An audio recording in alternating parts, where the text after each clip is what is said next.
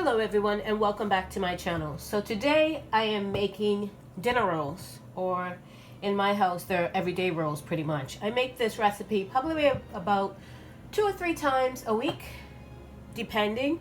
Right now I have a pot of soup, a big pot of soup going, so I'm gonna make rolls. This recipe was my grandmother's, passed on to my mother, passed on to me. They both had bigger families than I do. So my mother had 11 children. I have 5 sisters and 5 brothers. And her recipe made 36 rolls. I do not need 36 rolls at one time in my house because we would eat them all at one time. So I cut it down and my recipe now makes 12, which is perfectly fine for 2 meals in my house, which is good. So here I have, a half a cup of lukewarm water. Right in. Okay, so now that I have my half a cup of warm water in, I'm going to put my sugar in. And you can use agave, you can use honey, you can use raw cane sugar, whatever you want to use, whatever kind of sugar you have, you can use that. We use white sugar. I've used honey in this, I've used agave in this, I've used coconut sugar in this. It all tastes pretty the same to me, so we want either 2 or 3.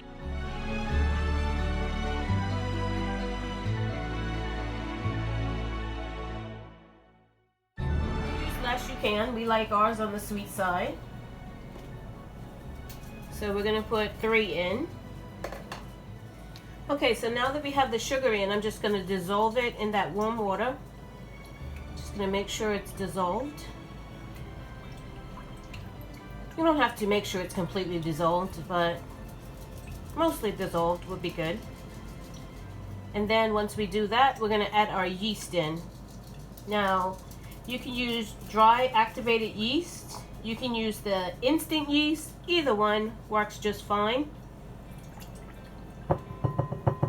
I usually use this one, but it's not enough in here for this recipe, so I keep whatever the instant yeast I'm using, I keep it in my fridge, and the other ones I actually keep in the freezer. So either way, either this one or this one, you want a package of yeast. So we're going to put a package of yeast in here.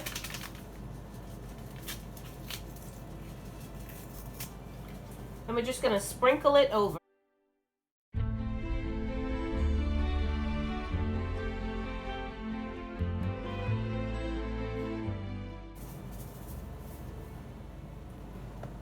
Okay, so once you have that yeast in there, you want to just make sure all the yeast is moistened. I know some people just sprinkle on their yeast and that's it. I don't. I just want to make sure everything is well coated because that will help it to bloom. So once I do that and everything's mixed in, I'm going to set it aside for about 10-15 minutes. Just to make sure it's active. And since my kitchen is so cold, I actually just put on the top and I put it in my oven. So I'm gonna do that. I'm gonna put it in my oven, set a timer for 15 minutes. So it's in the oven, and I do turn the light on, and it just keeps it a little bit warmer than my cold kitchen, because my kitchen is a lot colder than the rest of the house. Okay, so while I'm waiting for my yeast to do its thing, I am going to warm up my milk. So I use this evaporated milk. We don't usually have fresh milk in the house. Not usually. We're not really dry cereal eaters. We have some, but it's just, especially this time of year, we eat hot oatmeal 300 times a year. So I use the evaporated milk, and I'm gonna do half and half. So half evaporated milk, and I want a half a cup. So a 1/4 cup of evaporated milk, and then I'm going to fill the rest up with water, and I'm going to warm this up. You can put hot water on top of this or whatever you have to do. I'm going to nuke mine in the microwave, so I'm going to do that, and then we're going to get back and you're going to see what I'm going to do next.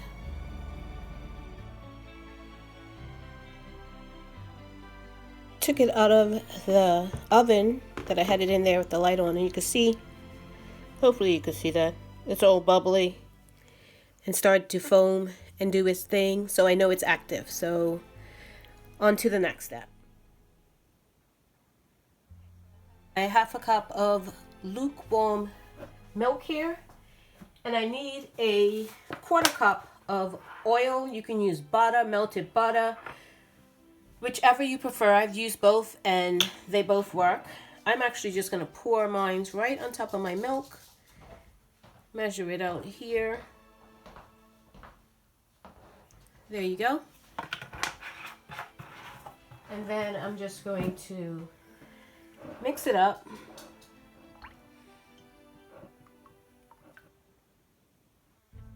My yeast.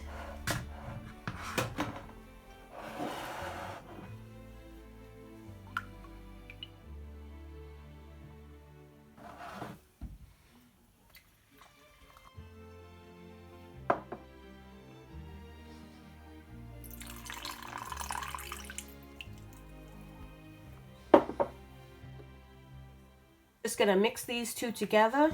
You don't have to be super vigorous with this. Just mix them together, and we're going to add 1.5 cups of flour.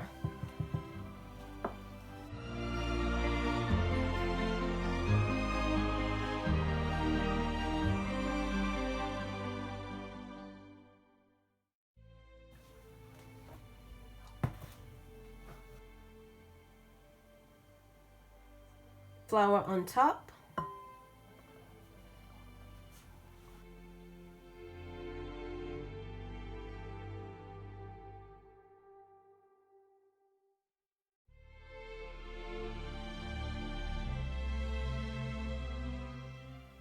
Use a 1/2 teaspoon of salt.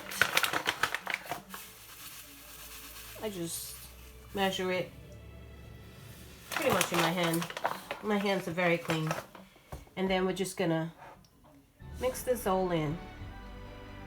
You can do this in the stand mixer, or you can do this by hand. It's easy enough to do by hand. It just comes right together. So, just gonna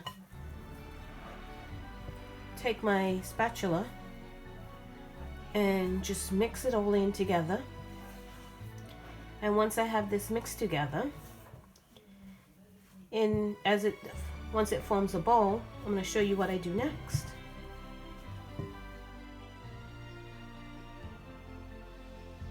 Mixed together, I'm just going to take my hand, very clean hands, and just mix it the rest of the way and just form it into a bowl.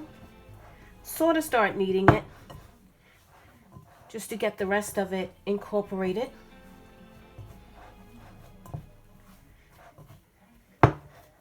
And you can mix this in the bowl if you want, but I'm going to actually turn it out onto the counter in a minute. So just want to knead it into a bowl. And what we're going to do now is we are going to take 2 seconds, literally 2 seconds, and it's done. Just getting all the flour from around the sides, and it's basically done. So now what we're going to do is cover it with a piece of cling film and let it rest for 15 to 20 minutes. So I'm just tucking the cling film around it, and I'm going to put the top back on just to keep the warmth in, and I'm going to let it rest right on my counter for 15 to 20 minutes.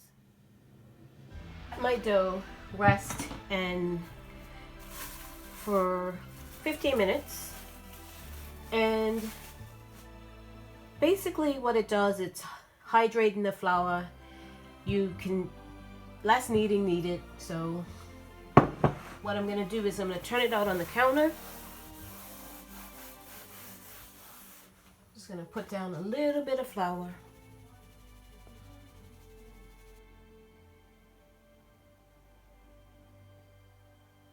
Dough right out on the flour, right on the counter.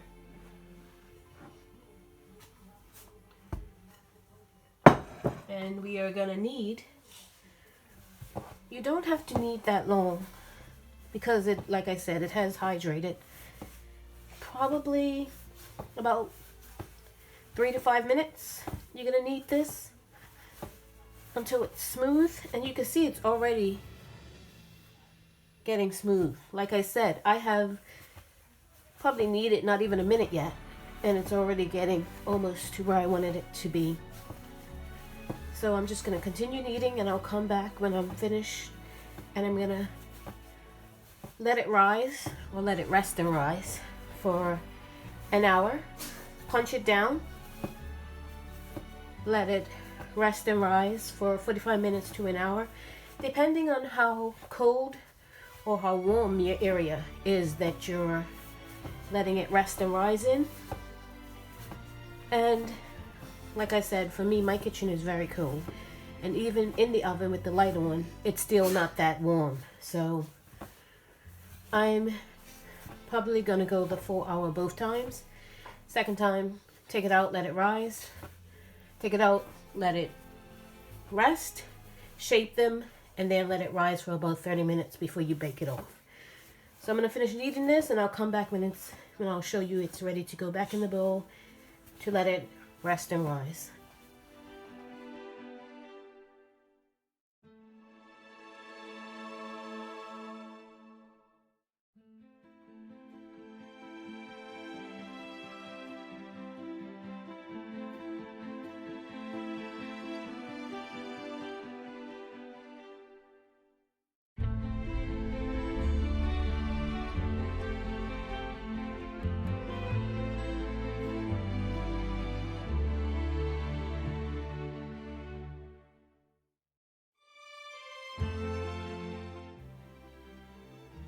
Kneaded my dough for about 5 minutes, maybe not quite 5 minutes, and it's nice and smooth on top. That's what you're looking for. So what I'm going to do now is I'm going to put it into a clean bowl. Yeah, I'm going to put it back in the same bowl I had it in just now. So I hope you can see this. I'm just going to drizzle in, and I'm using olive oil, and I'm just going to coat the top. Just smooth it around.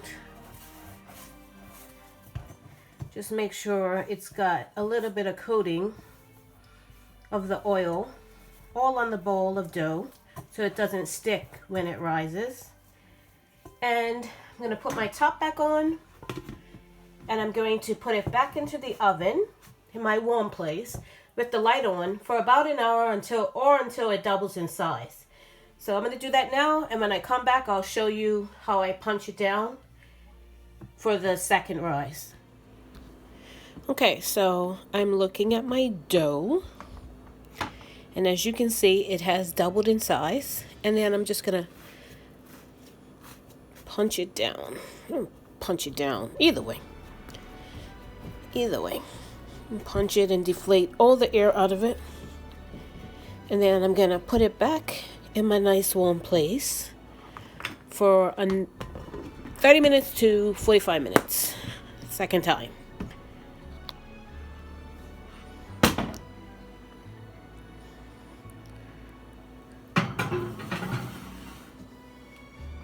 Okay, so my rolls are almost ready to come out for the second time of rising. I'm gonna butter my 9x13 dish. You can butter it, you can use coconut oil, you can use whatever you want, whatever you have. I like to use butter. Some people don't. Whatever you have, use that. So make sure you butter it generously, or use coconut oil like I said. Make sure you get all the sides. It just helps the rolls to not stick to the pan, and adds a little flavor as well. So that's my buttered dish, and I'm going to get my rolls out of the oven because that's my warm place, and we're going to roll them out.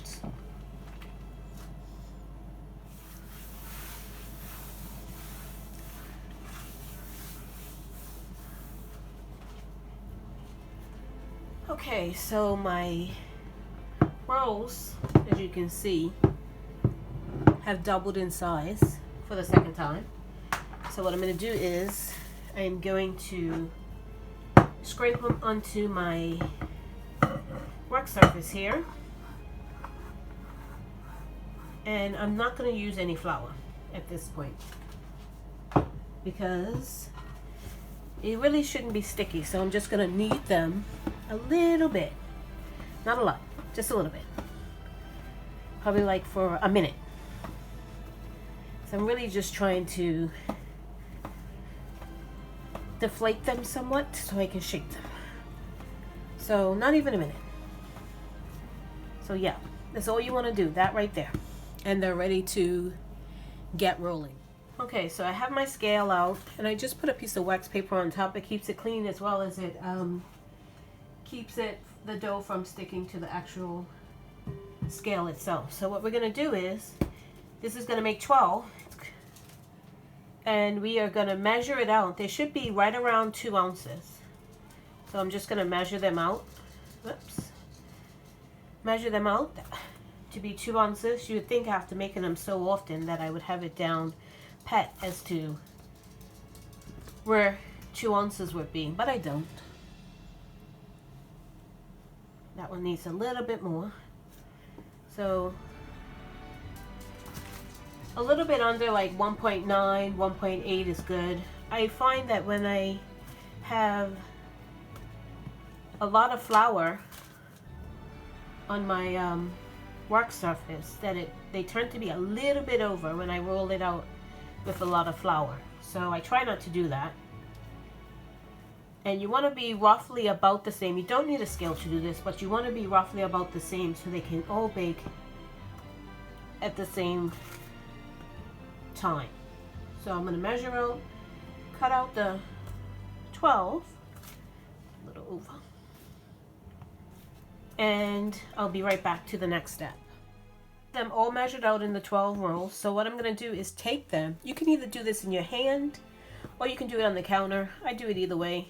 You want to try to make a bowl. Now, I find this way, actually turning it in on itself first, and then turn it over and cupping it in your hand. If you can see what I'm doing, I'm just cupping it in my hand and rolling it that way. They go a lot faster. I mean, you can do immediately right on the counter, but and you're just cupping it like that. Just cupping it in your hand and moving it around, and it creates a bowl like that. So you want to do that for all 12 of them. Like I said, you can do it immediately like this, but it just takes a while for it to come into the bowl. I find that if I start it in the bowl shape to begin with, see? If I start it in the bowl shape to begin with, then you can do this in your hand or on the counter. Either way.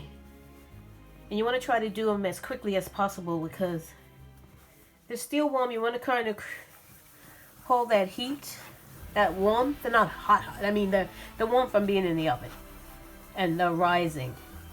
So I want to work as fast as I can. See? It just takes a while when you don't pre-start the bowl. It works, but it just takes a little bit longer than it would normally. So I'm just going to go ahead and roll the rest of these.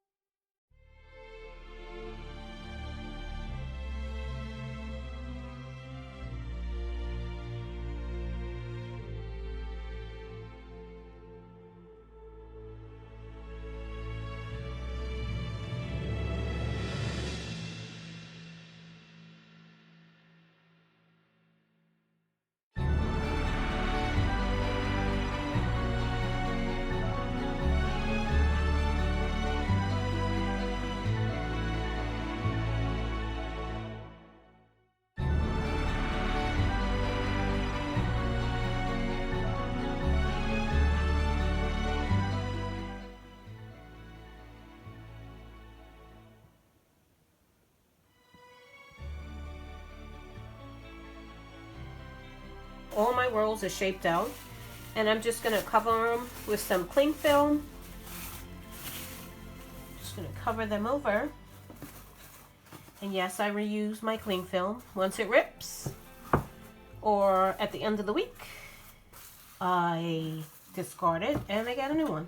But yes, I do use it in between the week. So, like I said, I make these about 2 or 3 times a week. So what I'm going to do now is I'm going to put them in my nice warm oven until they double in size, or about 30 minutes. It takes about 30 minutes in my oven with the light on. So I'm going to do that, and then I'm going to pop them into a 370-degree oven for about 15 to 18 minutes. And at the halfway mark, I turn them around because I swear my oven has a mind of its own. Sometimes it's hot on one side and not the other, and other times it just has a mind of its own, as most things in this house. So I'm going to let them rise, and then I'm going to put them in the oven at 370 for about 16 minutes.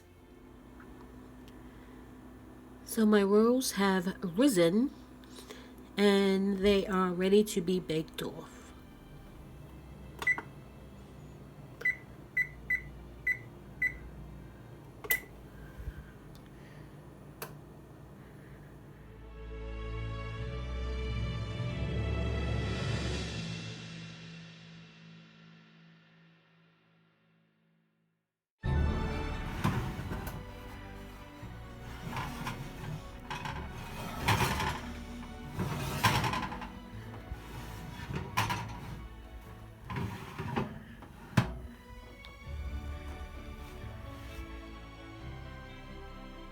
In the oven, they have cooled. I put a little bit of butter on the top, and we are ready for dinner. They smell so delicious. Thank you so much for watching, and if you haven't subscribed, please subscribe and hit that notifications bell. We are doing Vlogmas this year, and hopefully we'll get more of these. So thank you and happy holidays.